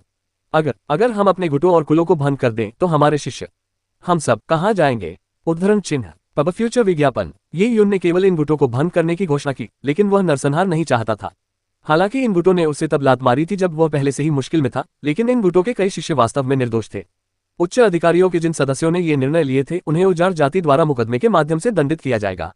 जहां तक कनिष्ठ शिष्यों की बात है, वे शुरू से ही दोषी थे। अन्य गुटों में शामिल होना ठीक रहेगा। मैं लिन परिवार को एक हिस्सा दूंगा। आपके संप्रदाय के संचित संसाधनों के साथ भी ऐसा ही होगा। ये यून ने औपचारिकता नहीं बरती। इन गुटों के भंग होने के बाद उसने इनके संसाधनों को अन्य गुटों में बांटने की योजना बनाई। इस तरह भंग हुए कुछ गुट धीरे धीरे अन्य गुटों में समाहित हो जाएंगे। बेशक लिन परिवार को सबसे बड़ा हिस्सा मिलेगा, लेकिन अगर यह हिस्सा बहुत ज्यादा हो गया तो लिन परिवार इसे पचा नहीं पाएगा। बहुत सारे बाहरी लोगों के शामिल होने से अस्थिरता अवश्य ही उत्पन्न होगी। जब ये यून ने ये कहा तो अन्य गुटों के बुजुर्ग मन ही मन प्रसन्न हुए। एक ही झटके में 5 शीर्ष गुटों को भंग करके यह एक बहुत बड़ा लाभ होगा। और अब ये यून उस लाभ को बांट रहा था ताकि हर कोई उसका एक टुकड़ा खा सके। शुरुआत में तियान युआन जगत में लगभग 20-30 शीर्ष श्रेणी के गुट ही थे। काले कवच वाले दानव देवता के कहर के बाद इनमें से कुछ शीर्ष श्रेणी के गुट पूरी तरह से ध्वस्त हो गए, जबकि कुछ द्वितीय श्रेणी के गुट बनकर रह गए। अब ये यून 5 गुटों को हटा रहा था, इसलिए तियान युआन जगत में केवल 1 दर्जन से कुछ अधिक शीर्ष श्रेणी के गुट ही बचे थे। परिदृश्य पूरी तरह से बदल गया था। ये यून द्वारा विरासत के एक बड़े हिस्से को नए दिव्य शहर की स्थापना के लिए ले जाने के अलावा, जिसने सभी पारिवारिक कुलों और अन्य गुटों को अपने युवा अभिजात वर्ग को प्रशिक्षण के लिए भेजने की अनुमति दी, ये तियान युआन दुनिया में क्षेत्र का पुनः सीमांकन करने का एक अच्छा अवसर था। इस अवसर का लाभ उठाकर वे तियान युआन जगत में दूसरा सबसे बड़ा गुट बन सकते थे। बेशक सबसे बड़े गुट का खिताब लिन परिवार के पास ही रहता। ये यून और लिन शिंटो के समर्थन से भले ही लिन परिवार निष्क्रिय रहे और कुछ न करे, वे निश्चित रूप से तियान युआन जगत के सबसे बड़े परिवार होंगे। इस महान व्यक्तित्व सम्मेलन में भाग लेने वाले शक्तिशाली व्यक्तियों ने सम्मेलन शुरू होने से पहले ही इसके संभावित परिणामों के बारे में अनुमान लगा लिया था। यह सम्मेलन संभवतः तियान युआन जगत और दिव्य वन्यभूमि की भविष्य की स्थिति को बदल देगा। पूरी प्रक्रिया पर विचार करने में केवल 10 मिनट लगे। ये यून के कुछ सरल शब्द ही उनके अधिकार के कारण पुनर्तः लागू करने के लिए पर्याप्त थे। अगले 100 वर्षों में ये 5 नामित गुट धीरे धीरे समाप्त हो जाएंगे और विभाजित हो जाएंगे। इन गुटों के युवा अनुयायी अन्य गुटों में समाहित हो जाएंगे। धीरे धीरे वे भी अपने मूल गुटों से जुड़ाव की भावना खो देंगे और पूरी तरह से अन्य पारिवारिक कुलों या गुटों में एकीकृत हो जाएंगे, उस परिवार या गुट के सदस्य बन जाएंगे। बेशक वो उपसंहार होगा। इस समय पौराणिक हस्तियों के सम्मेलन के बाद ये यून निर्जन जाति के महल के भीतरी पवित्र स्थानों में चले गए। लिन शिंटोग, जियांग शियाओरू और पूर्व निर्जन रानी वहां इंतजार कर रही थीं। तियान युआन लोक पर आई विपत्ति अंततः थम गई। काले कवच वाले दानव देवता को पराजित कर दिया गया था और संध्याकाल के सम्राट की मृत्यु हो चुकी थी। ये यून से द्वेष रखने वाले गुटों का भी निपटारा कर दिया गया था। ये यून और निर्जन जाति के लिए यह पूरा लोक शांतिपूर्ण कहा जा सकता है। पूर्व निर्जन रानी को लगा कि वह चैन की सांस ले सकती है। हालांकि जब उसने जियांग शियाओरू के चेहरे के भाव देखे और फिर ये यून को देखा तो उसे एहसास हुआ कि अब उनके अलग होने का समय आ गया है। क्या तुम 12 स्वर्गों में जाने की योजना बना रहे हो? पूर्व निर्जन रानी ने अचानक ही यून से पूछा। तियान युआन लोक मात्र एक मोहर के रूप में प्रयुक्त लोक था। यह एक दानव देवता को सील करने वाले पात्र के समान था। एक सीलबंद पात्र भी एक बंद लोक ही होता है, भले ही नीले यांग स्वामी ने करोड़ों वर्ष पहले उसमें एक छोटा सा छेद खोल दिया हो। अगर ये यून को और मजबूत बनना था तो उसे बाहर जाकर बाहरी दुनिया को देखना ही था। 12 दिव्य स्वर्गों में तियान युआन विश्व योद्धाओं के लिए एक अनूठा आकर्षण था। दरअसल पूर्व निर्जन रानी भी 12वें स्वर्ग में जाकर देखना चाहती थी। वह देखना चाहती थी कि सच्चे शक्तिशाली व्यक्तित्व और सच्ची प्रतिभाशाली विरासत किस स्तर की होती है। उसे आशा थी कि वहां उसे कला की अद्भुत सभ्यताएं देखने को मिलेंगी। और साथ ही पूर्व निर्जन रानी को जियांग शियाओरू के पिता को ढूंढने की बहुत थोड़ी सी उम्मीद थी। जियांग शियाओरू के पिता से इतने वर्षों तक बिछड़ने के कारण पूर्व निर्जन रानी को यह भी नहीं पता था कि वह जीवित है या मृत। वो उन्हें ढूंढना चाहती थी, लेकिन वह जानती थी कि उसकी अधिकांश क्षमता समाप्त हो चुकी है, इसलिए उसके लिए साधना स्तर में कोई बड़ी छलांग लगाना बहुत मुश्किल था, भले ही वह 12वें स्वर्ग में चली जाए। तियान युआन लोक में वह दिव्य वन्यभूमि पर शासन करने वाली एक संप्रभु शासक थी, लेकिन 12 दिव्य लोकों में वह एक तुच्छ प्राणी थी। उसे दूसरों द्वारा पल भर में मारा भी जा सकता था। विशाल 12 दिव्य लोकों में किसी व्यक्ति को ढूंढना भूसे के ढेर में सुई खोजने के समान था, और तियान युआन की दुनिया में उसे बहुत सारे काम करने थे। उसे अपने मिशन की रक्षा करनी थी। अपनी जवानी में वह बहुत जिद्दी थी, अब वह उस दौर से गुजर चुकी थी। उसने फिर भी चुपचाप दिव्य वन्यभूमि और निर्जन जाति के सदस्यों की रक्षा करने का निर्णय लिया। जिन लोगों ने वन्यभूमि में अपना खून बहाया था वह उन्हें नहीं छोड़ सकती थी। मैं सचमुच 12वें स्वर्ग में जाना चाहता हूँ। ये यून ने सिर हिलाया। महाराज, क्या मैं उन निशानों को देख सकता हूँ जो बहन शियाओरू के पिता 12वें स्वर्ग में लौटने पर छोड़ गए थे? जियांग शियाओरू के पिता गंभीर रूप से घायल अवस्था में इस दुनिया में आए थे। उसके मूल के बारे में कोई जानकारी नहीं थी, लेकिन उसने जियांग शियाओरू को एक अद्वितीय वंश दिया। हालांकि उसकी पृष्ठभूमि के बारे में पूर्व निर्जन रानी को भी बहुत कम जानकारी थी। अध्याय 768 प्रस्थान। ये यून को पहले ये लगा था कि जब जियांग शियाओरू के पिता तियान युआन लोक छोड़कर गए तो वे अपने पीछे एक जटिल और शक्तिशाली टेलीपोर्टेशन सरणी छोड़ गए होंगे। उसने इस टेलीपोर्टेशन सरणी का उपयोग करके स्थानिक नोड्स खोजने की योजना बनाई। इन स्थानिक नोड्स का उपयोग करके वह शून्य को पार करके 12वें स्वर्ग में पहुंच सकता था। लेकिन जब वह उस स्थान पर पहुंचा जहां जियांग शियाओरू के पिता ने तियान युआन दुनिया छोड़ी थी, तो वहां कुछ भी नहीं था। यह एक छिपी हुई घाटी थी और घाटी में धुंध की एक पतली परत छाई हुई थी। आसपास के क्षेत्र में स्वर्ग पृथ्वी युआन की हुई प्रचुर मात्रा में नहीं थी, और एकमात्र अंतर यह था कि आसपास के क्षेत्र में स्थानिक आयामी बलों में थोड़ी अव्यवस्था थी।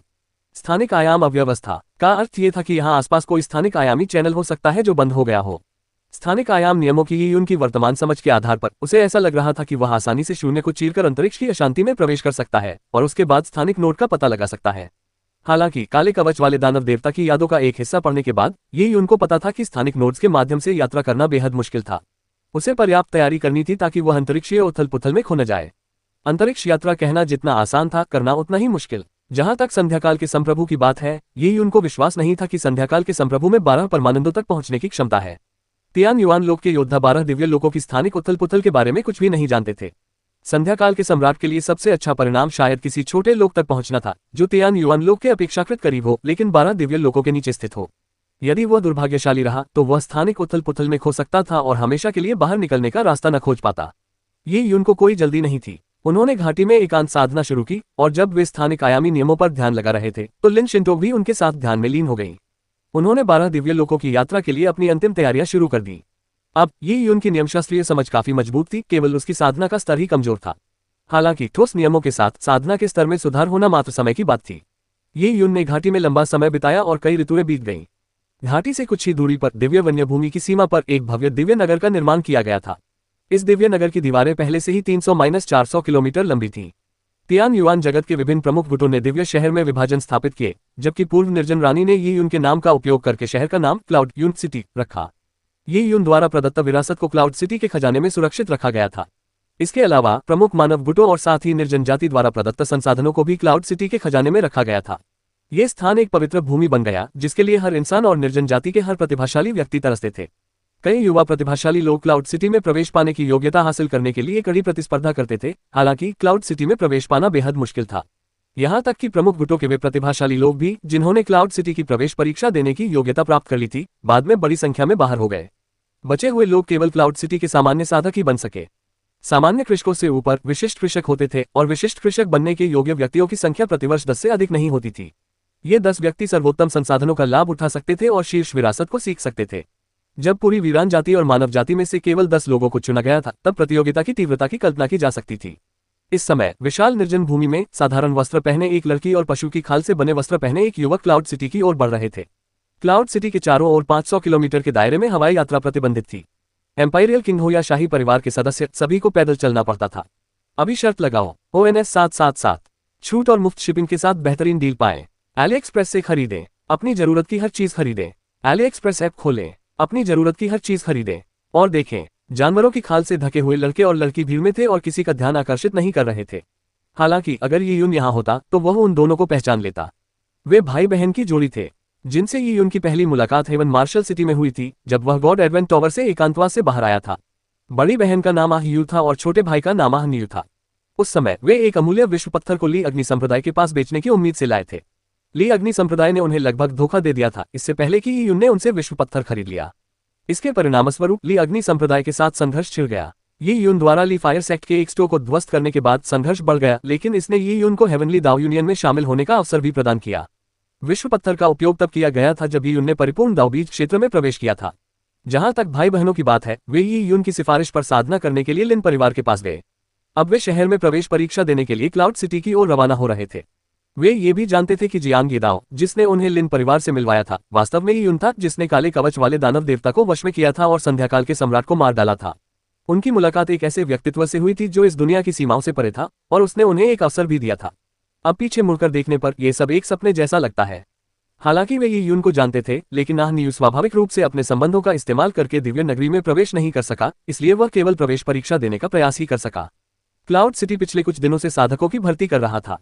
इसी वजह से क्लाउड सिटी के बाहर भारी भीड़ थी। जो लोग आने की हिम्मत कर रहे थे वे दुनिया के कोने कोने से आए कुलीन लोग थे, और इन कुलीनों में शामिल होने की संभावना 10,000 में एक थी।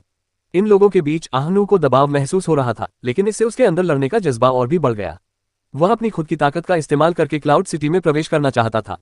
क्लाउड सिटी प्रवेश परीक्षा में 5 चरण थे। अधिकांश लोग पहले चरण में ही बाहर हो जाते थे। जो लोग दूसरे चरण तक पहुंचते थे वे वाकई काफी प्रतिभाशाली होते थे। केवल तीसरे चरण को उत्तीर्ण करने वाले ही क्लाउड सिटी में प्रवेश कर पाते थे और साधारण शिष्य बन जाते थे। चौथे चरण को उत्तीर्ण करने वालों को विशिष्ट शिष्य का दर्जा मिलता था। 5वें चरण की बात करें तो क्लाउड सिटी की स्थापना के 3 वर्षों में एक भी व्यक्ति इसे उत्तीर्ण नहीं कर पाया था। चौथा दौर उत्तीर्ण करने पर आपको परमराज राजाओं के साथ विधि अध्ययन करने और सभी प्रकार के संसाधनों का लाभ उठाने का अवसर मिलता है। मुझे आश्चर्य है कि 5वां दौर उत्तीर्ण करना कैसा होता है। क्या वहां युवा गुरु यी और परिलिन के शिष्य बनने की संभावना है? शहर के द्वार पर आह नियू ने अपने बगल में खड़े एक युवक को बोलते हुए सुना।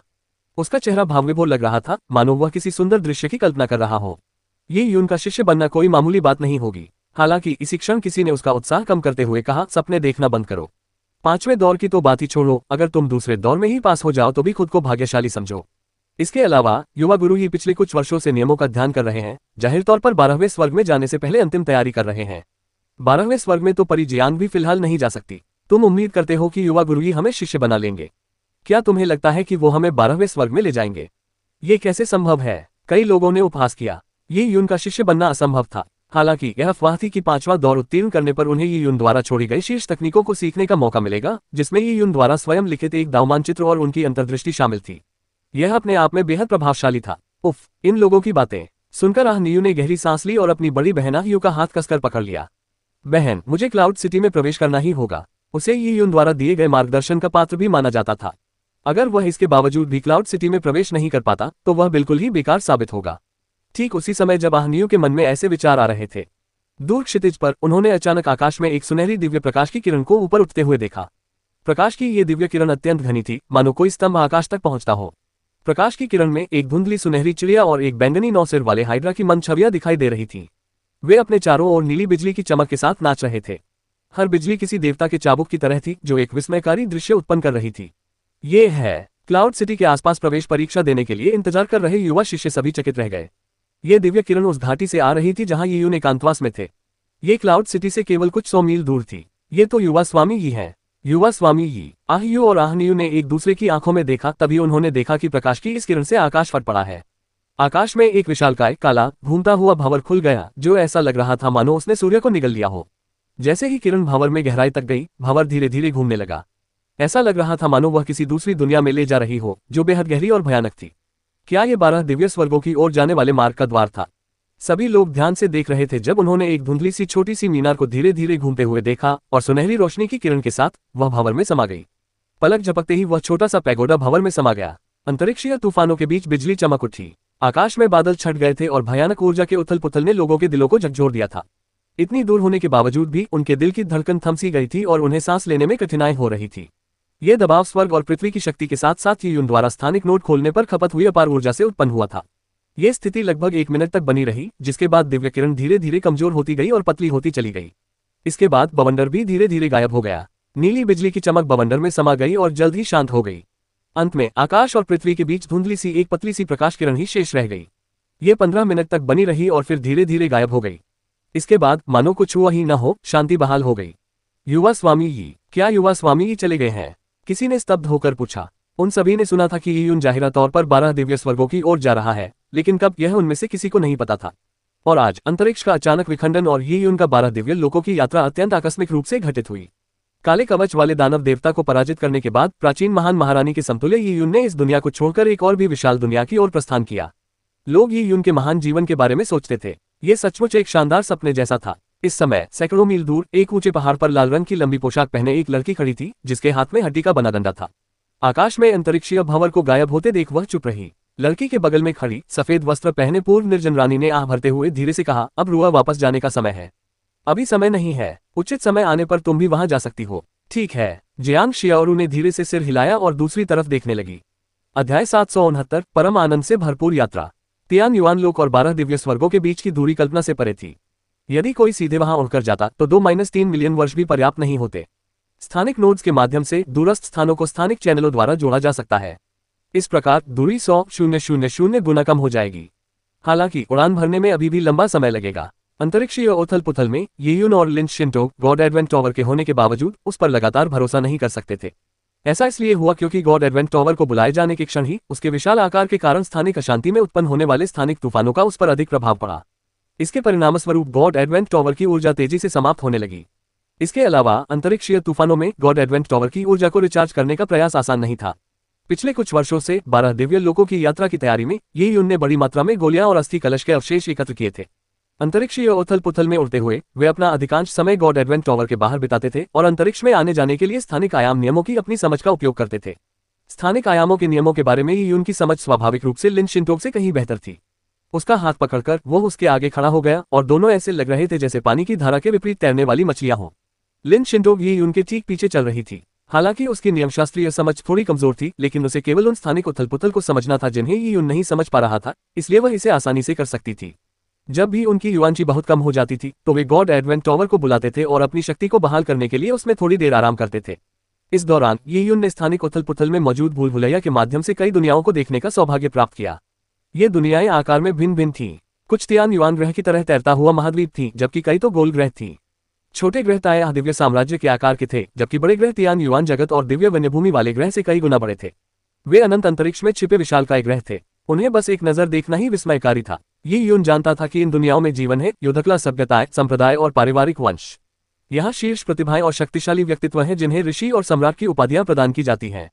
उनकी मार्शल आर्ट सभ्यता तियान युआन जगत से हीन हो सकती है या फिर तियान युआन जगत से कहीं अधिक उन्नत भी हो सकती है।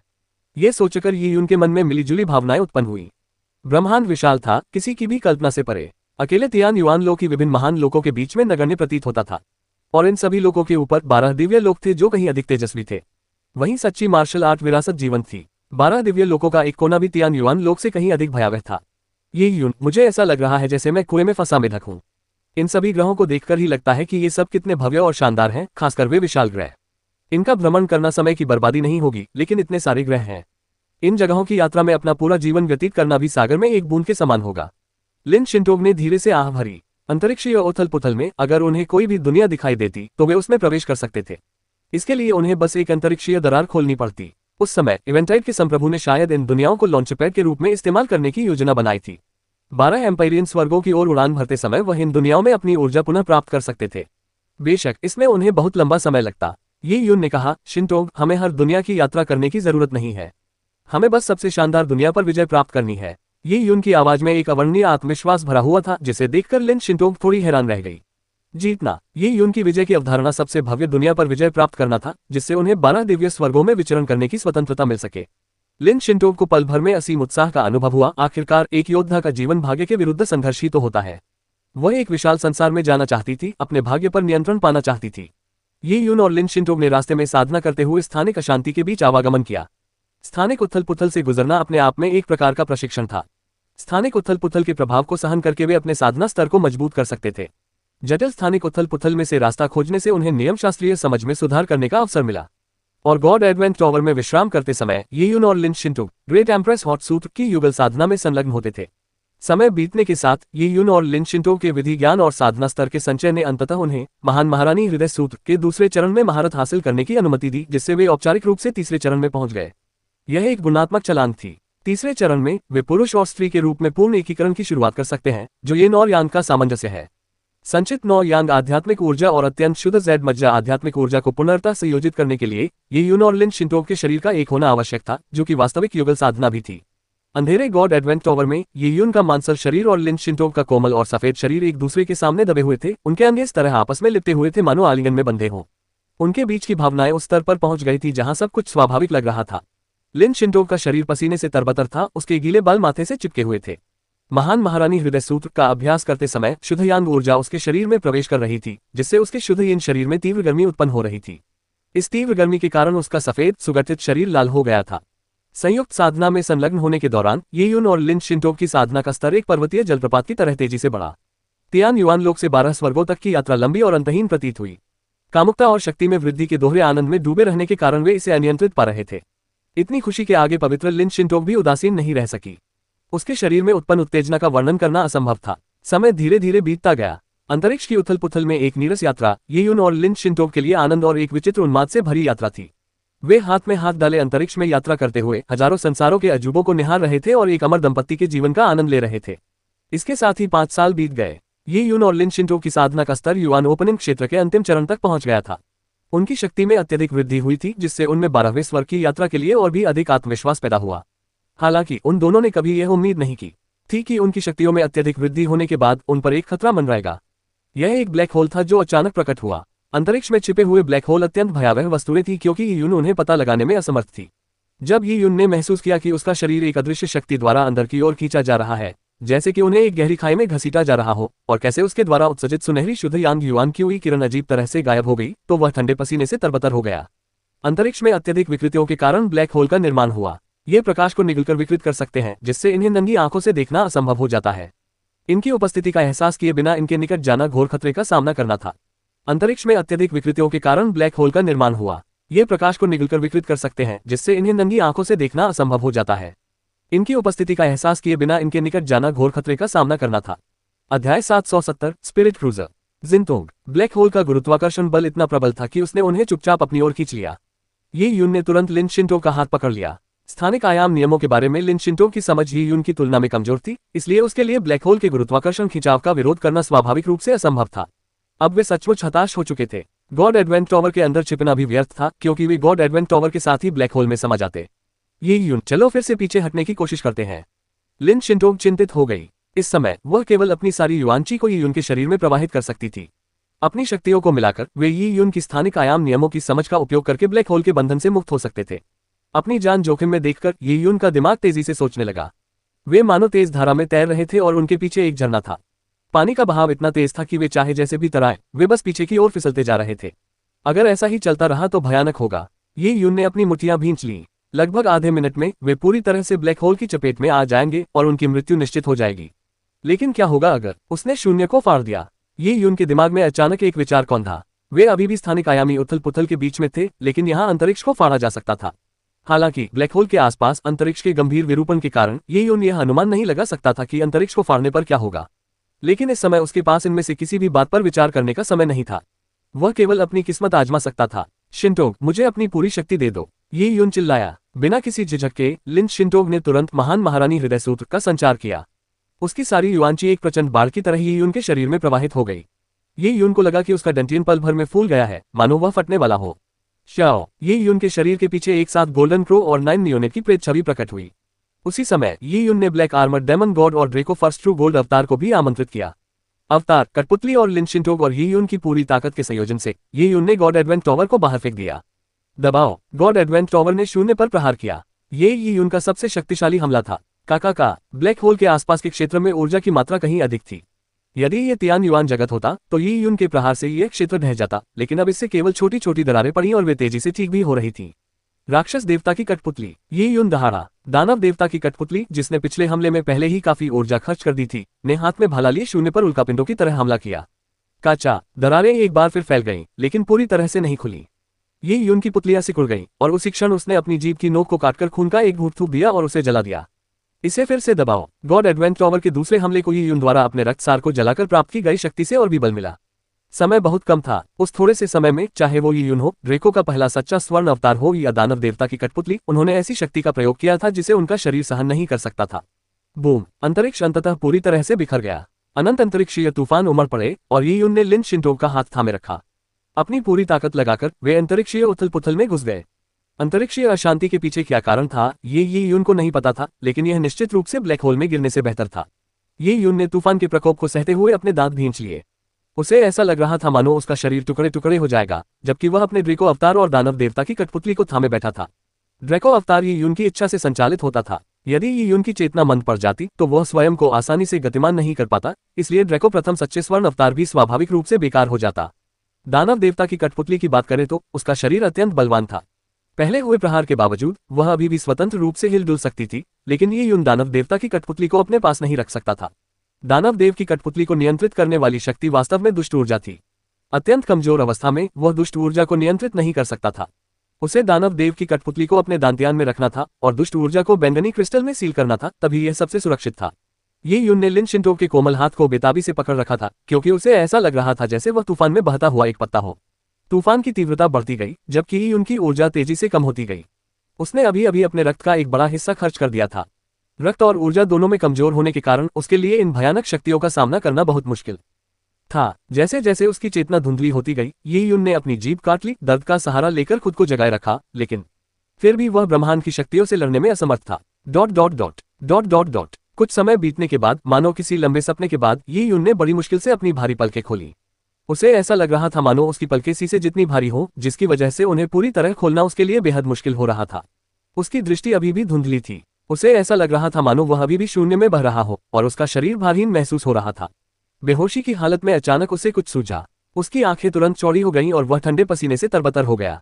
उसका हाथ खाली था। जिनतोंग, जिनतोंग। ये युन ने अचेतन रूप से अपना हाथ आगे बढ़ाया, लेकिन उसके हाथ में कुछ भी नहीं था। लिन शिंटोग, जिसे वह बेहोश होने से पहले बेताब होकर पकड़े हुए था, गायब हो गई थी। ये युन ने बड़ी मुश्किल से अपनी गर्दन घुमाकर आसपास का जायजा लिया, लेकिन उसकी दृष्टि जहां तक जा सकती थी उसे कुछ भी दिखाई नहीं दिया। चारों ओर बस काला सन्नाटा था, वहां कुछ भी नहीं था। वह लिन शिंटोग से बिछड़ गया था। स्थानिक उथल पुथल में बह जाने के बाद वे दोनों बेहोश हो गए और वे निश्चित रूप से अराजक स्थानिक आयामी बलों द्वारा अलग हो गए होंगे। वह इस विशाल शून्य में लिन शिंटोग को कैसे खोजेगा? और अब उसका शरीर दयनीय अवस्था में था। उसके अंग तो क्षतिग्रस्त हो ही गए थे, साथ ही उसकी कई नसें भी कट गई थीं। उसके शरीर की ऊर्जा लगभग पूरी तरह समाप्त हो चुकी थी। उसके लिए उड़ना ही मुश्किल था, वॉइड टियरिंग के बारे में बात करना तो दूर की बात थी। तारों के इस अथाह सागर ने हर दुनिया के बीच की दूरी को बेहद बढ़ा दिया था। ये युन की स्थिति में तारों के इस सागर को पार करके दूसरी दुनिया में जाना लगभग असंभव था। ये सोचकर ये युन का दिल जम गया। अब तो इस स्थानिक भूलभुलैया से बाहर निकलना ही एक बहुत बड़ी समस्या थी। लिन शिंटोग को ढूंढना तो दूर की बात थी। ये युन को घृणा महसूस हुई। अंतरिक्ष में छिपे ये ब्लैक होल अनंत शून्य में अपेक्षाकृत कम थे, लेकिन फिर भी उसे दुर्भाग्यवश का सामना करना पड़ा। ब्लैक होल के गुरुत्वाकर्षण बल में खींच जाना उसके बस की बात नहीं थी। 12 दिव्य लोकों के योद्धा भी अगर सावधान न रहे तो उसमें खो जाते, उसकी तो बात ही अलग है। लिन शिंटोग से अलग होने और अंतरिक्षीय उथल पुथल के कारण शरीर पर गंभीर चोटें लगने के बाद वह बिना किसी प्रतिरोध के शून्य में तैर रहा था। केवल दानव देवता की कठपुतली ही बची हुई थी, लेकिन ये उनने दुष्ट ऊर्जा पर अपना नियंत्रण खोने से बचने के लिए उसे आसानी से बुलाने की हिम्मत नहीं की। इस समय ये उनके पास एकमात्र उपाय यही था कि वह शून्य में मौजूद युआनची की सूक्ष्म मात्रा को अवशोषित करने के लिए बैंगनी क्रिस्टल पर भरोसा करे, जिससे उसकी समाप्त हो चुकी ऊर्जा की भरपाई हो सके। लेकिन दुर्भाग्य से ये युन की नसें और रोमछिद्र छलनी की तरह थे, जिसके कारण वह अपने शरीर में अवशोषित ऊर्जा का 99% हिस्सा खो देता था। इस ऊर्जा को बनाए रखने के लिए उसे अपनी नसों को ठीक करना आवश्यक था, लेकिन नसों को ठीक करने के लिए और भी अधिक ऊर्जा की आवश्यकता थी। इससे वह एक दुष्चक्र में फंस गया। अगर यह सिलसिला चलता रहा तो ये युन को नहीं पता था कि वह कब तक अपने शरीर को ठीक कर पाएगा। उसे एक ऐसा क्षेत्र खोजना था जहां भरपूर स्वर्ग पृथ्वी युआनची हो और धीरे धीरे अपना स्वास्थ्य सुधारना था। लेकिन उसे ऐसा स्थान कहां मिलेगा? जब ये युन को लगा कि वह बिल्कुल हार मानने वाला है, तभी अचानक उसने अपनी ओर लाल रोशनी की एक किरण आते हुए देखी। वह समझ गया कि यह एक स्पिरिट क्रूजर है।